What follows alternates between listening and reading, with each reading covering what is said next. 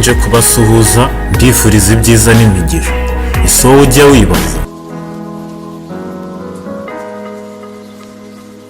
Iyo wibajije wibaza ngo iki?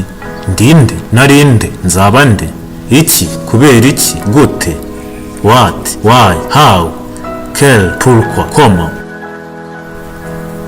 Bitewe n'impamvu zitandukanye muri uyu mwanya ntarondoye, hari abibaza bagira bati ni iki cyasimbura kuryama kikaruhura ku rugero nk'uwaryamye?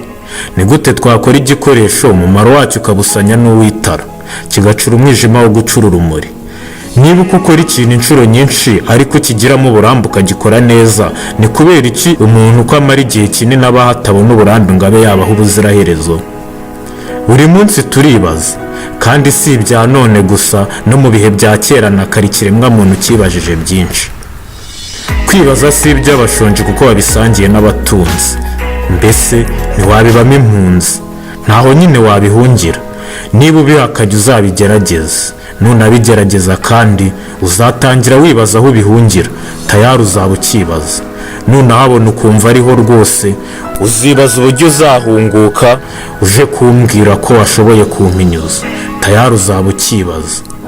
Buri kiragano cyanyuze ku isi cyagize abahanga mu rwego rwabo. Mbese mu mibereho y'ibyo bihe ari abamenye n'abataramenye bagerageje gusubiza ibyo bibazo bigaruka mu mitwe ya benshi, kenshi kandi henshi. Kurikira Red Life wumva ibisubizo bya bimwe mu bibazo. Hari n'ibindi utaruzi, utajyaga wibaza kandi ari ngombwa ko wakabyibajije. Ni mu kiganiro ITYAZABWENGE kuri Red Life YouTube channel.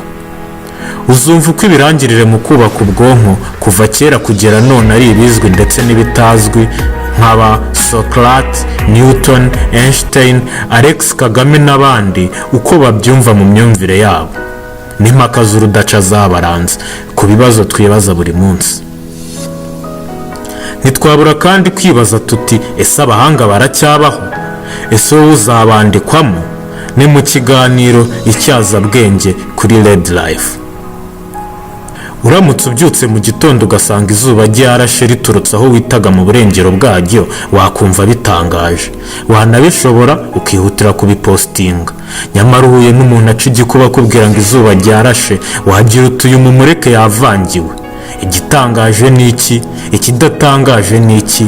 Wumvise ibyo batangariraga, we wagira uti barabasazi. Nyamara nibyo byabaga intangiriro y'ikintu kigiye guhindura byinshi mu myaka yose igiye gukurikira.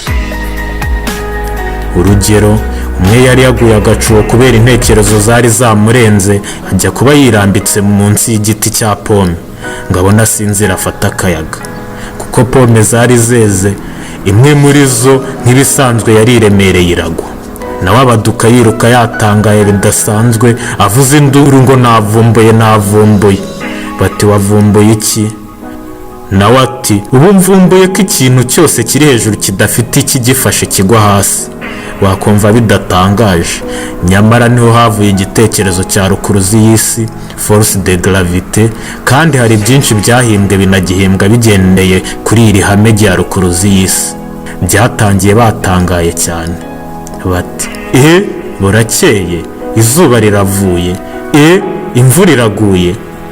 Nuko byose byatangiye, buri kimwe babonye bakakibazaho ariko banagitangariye. Bati kubera iki? Gute? Ni iki gikurikiyeho? Ikibazo cya mbere muri make cyari iki? Abakibajije nabo nabo abihebeye gutekereza, abahanga, abenshi mukunze kubita abafilozofi. Na n'ubu tutarabonera izina mu rurimi rwacu rihwanye mu by'ukuri n'igisobanuro cyaryo, ariko tugenekereje ngo tworoshye amagambo muri iki kiganiro, tuzakoresha abahanga n'abanyabitekerezo. Abanyabitekerezo bahitwa iyoni, les philosophes ioniens, agace k'amateka gaherereye mu Bugereki, ndetse n'abanyabitekerezo amateka yahaye izina ry'abapitagore, les pythagoriciens. Batangiye bibaza bati, intandaro y'ibiriho bifatika ni iyihe? Cause matérielle. Ese igice gihatse ibindi muri buri kimwe kiriho ni ikihe? Cyose intandaro yacyo ni iyihe? Cause formelle. Muri make ikibazo cya mbere cyari icy'imboneza bitekerezo kubiriho, la philosophie de l'être. Muri iki gice cya mbere tuzabasobanurira ni bantu ki bagiye kujya impaka ndetse n'izo mpaka izo ari zo ku buryo burambuye. Igice kizakurikira tuzakomeza turebe imyumvire ya buri ruhande, tugisoze tubona n'umwanzuro kuri izo mpaka. Ibyo tugiye kuganiraho twabikusanyije mu bitabo binyuranye. Iby'ingenzi ni La Philosophie Grecque cyanditswe na Werner, gisohokera i Paris mu 1962. L'Histoire de la pensée antique cyanditswe na Chevalier na Précis d'Histoire de la Philosophie ancienne cyanditswe na Emile. Reka dutangire tugenekereza ibisobanuro byamwe mu magambo akomeye y'ingenzi tuzagarukaho kenshi muri iki kiganiro. Amwe muri aya magambo tuzakomeza kuyakoresha mu rurimi rw'igifaransa. Dore ibisobanuro byayo umuntu agenekereje. La philosophie nk'imbonezabitekerezo, les philosophes abahanga cyangwa abanyabitekerezo, la matière nk'ikintu cyose wabasha kumenya ukoresheje ibyiyumvo by'umubiri, wagikoraho, wakibona, wacyumvisha amatwi, cyaguhumurira, wanacyumva ku rurimi ukakimenya. Ubaye uri kurya wamenya ko ibiryo birimo urusenda nyamara utabonye barushyiramo. Lettre nk'ikiriho. Amateka duha abanyabitekerezo batatu bo muri iyo ni les philosophes ioniens. Abanyabitekerezo ba mbere b'Abagereki batangariraga imihindagurikire y'ibintu n'ingaruka zibigiraho kuva bivutse kugeza bizimiye cyangwa se bipfuye. Noneho bakibaza ikintu cy'ingenzi kandi cy'ibanze gisigara kitahindutse nyuma y'uko ibindi byose byahindutse. Aba Bagereki bibajije bwa mbere kuri matière. Tubibutse ko matière ari ikintu cyose wabasha kumenya ukoresheje ibyiyumvo by'umubiri. Nyamara ariko Abanyamisiri bari bararangije kubyibazaho, banemeza ko matière ariyo pfundo y'ibintu byose. Mu kwitegereza izenguruka n'ibisikana ridasobanya ry'ibigize isanzure, ibituzunguruka bizunguruka ku bw'imbaraga kamere n'ihindagurika ryabyo ritadohoka, byasunikiye aba Bagereki mu myumvire y'uko matière igizwe n'umubare muto w'uturemwa fatizo ari two element utabasha gusenya. Uwa mbere muri abo banyabitekerezo b'iyoni ni Thalès w'Imire mu Bugereki, wabayeho hagati ya 640 na 546 mbere ya Yezu.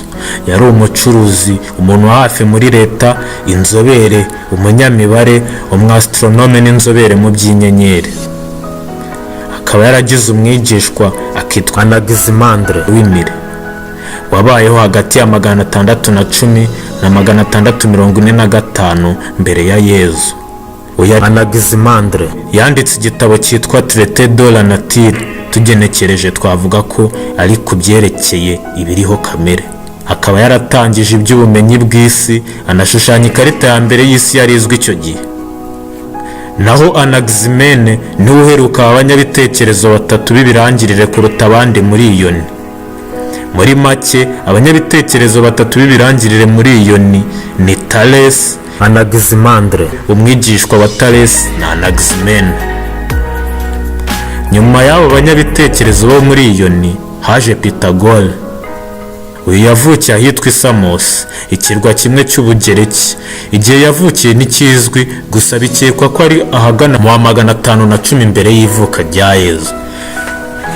Nyuma ajya gutura i Crotone ho mu majyepfo y'Ubutaliyani, maze ahatangiza umuryango wamwubahaga cyane kandi ukemera amagambo ye nk'ubuhanuzi. Impaka ku biriho le débat sur l'être byatangijwe ku buryo bweruye na Parmenide wahitwa Ele hagati y'umwaka wa 504 kugeza muri 450 mbere ya Yezu. Mu gice gikurikira tuzagaruka tureba imyumvire ya buri ruhande kuri izi mpaka ndetse n'umwanzuro wafashwe kuri izi mpaka. Iki kiganiro mwagiteguriwe na Elia Niyonshuti. Iyi ni Red Life. Wibuke gukanda kuri subscribe.